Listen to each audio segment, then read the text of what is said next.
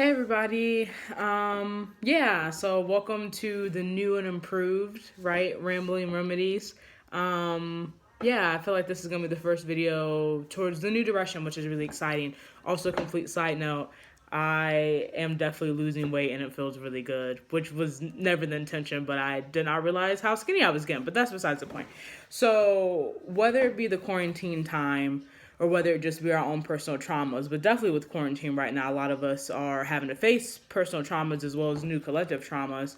And depending on what identities you have, there's a lot going on right now. But the point is, I decided to talk about how healing within itself is very much a privilege.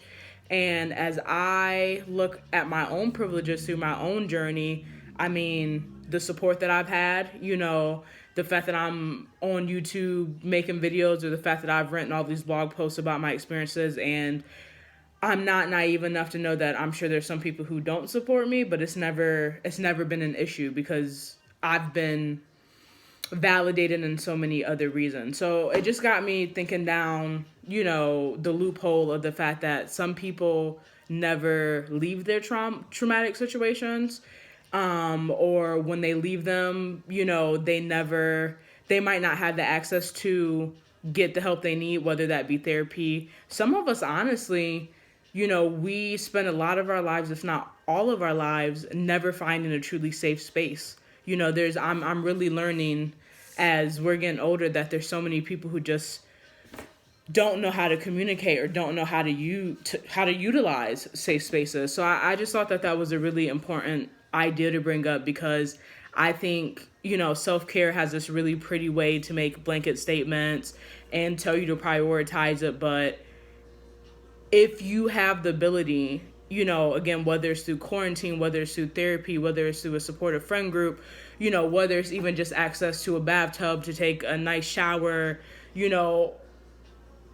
that's a privilege. And even just the emotional aspect of it. Some people, it's not that they never get out of the situations, but you might be a parent or a spouse or a caretaker of some sort, whether that's professionally or in your personal life, and you just never get the emotional space to really heal the things that you need to. And I think that that's something so huge. I've been looking at a lot of just looking back in my life, even up to present, at times where I just simply didn't have the emotional space to look at things. And I mean, the truth of it is that even when we do look at our stuff, right, like, it's scary. Like, no one wants to look at that type of stuff.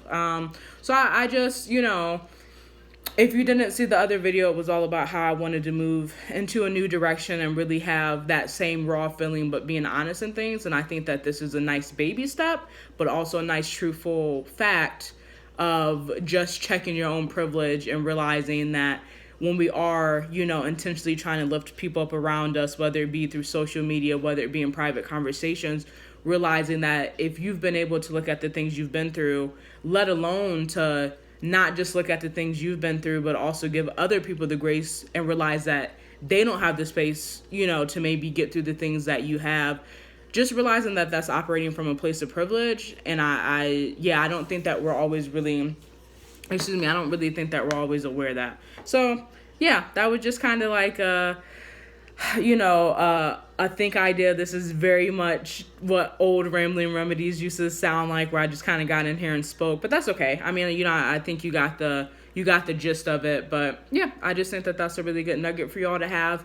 Next week, I'll have a more concrete topic, but it's always important, for us to be aware of our privilege, especially for those of us who operate more on the margins of society, whether that's through gender, sexuality, race. Sometimes it's hard to remember that we do have privileges within those identities, and just being more intentional with how you speak to people, because you definitely get more bees with honey than salt. And that's not always about being nasty. That can just simply be, I know I've definitely fallen under the trap of, oh yeah, you should go to therapy, or you should, journal, you should write, and just not really realizing that, okay, like, that's a privilege. Like, I get the space to be able to do those things.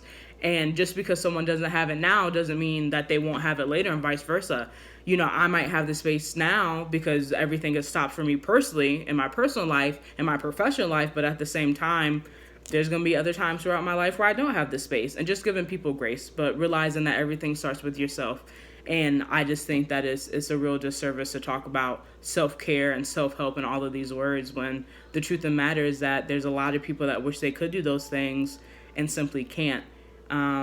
So, if you're operating from a point of privilege, finding out how you can support the people around you, in the various ways that need supported. And a lot of times that's just simply opening up the space. If you have the space, obviously protecting your own space, but also realizing that sometimes people are so used to operating without the space of healing that even offering it once or twice seems so foreign that they don't really know, they might not feel like they know what to do with it. So sometimes part of healing and self-care is just simply being there for people.